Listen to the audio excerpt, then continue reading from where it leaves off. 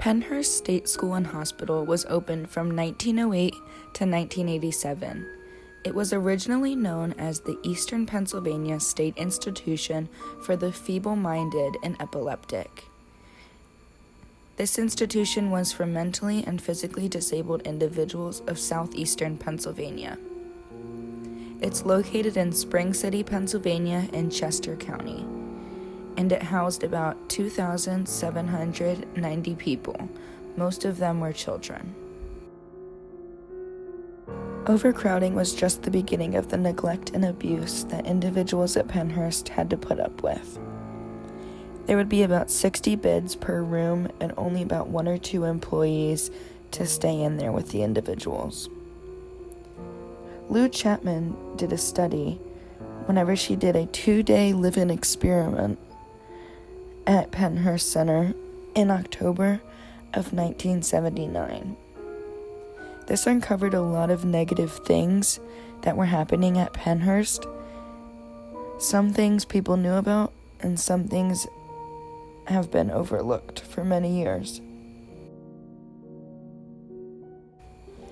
Certain changes and accommodations were made before Lou arrived at Pennhurst for her experiment. Some of these included the women in her ward getting new sneakers and wearing their own clothes, although that doesn't usually happen. Also, Lou was allowed to go to the bathroom on her own and bathe herself, while everyone else had to be bathed by men that worked at Pennhurst and could not go to the bathroom by themselves. Lou did not believe this was right because the people that are living at Pennhurst are just as much human as she is. And she was very confused on why they were not getting the same accommodations that she was. Another accommodation that was made was that there were more staff members per shift than there normally would be if Lou was not there.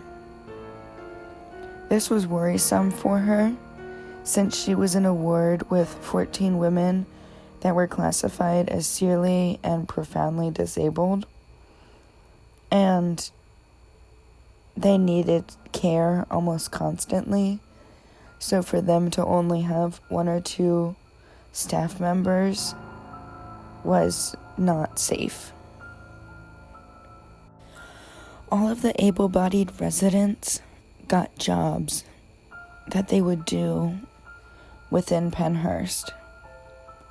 Some of these jobs were okay, such as working with the food, and other jobs were not as good, such as cleaning bodies after someone passes and taking them to the morgue, or giving enemas and cleaning beakers and test tubes in one of the labs. It was something to do, but a lot of the residents did not appreciate the jobs they were given. Although residents worked within the medical areas of Pennhurst, they still did not get treated properly.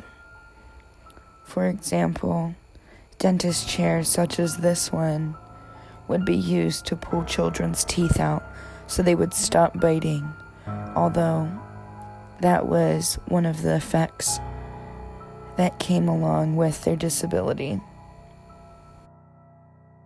Many people died at Pennhurst. Some died because they were living there their whole lives, ever since their parents dropped them off because they had a disability, or because they weren't wanted, or because their parents didn't think that they looked normal. A lot of people also died due to the neglect and abuse that they endured while they were at Pennhurst. There were many unmarked graves at Pennhurst due to many people not knowing their own name, so one was made up for them. Many of the buildings at Pennhurst are still up today, although Pennhurst is closed down.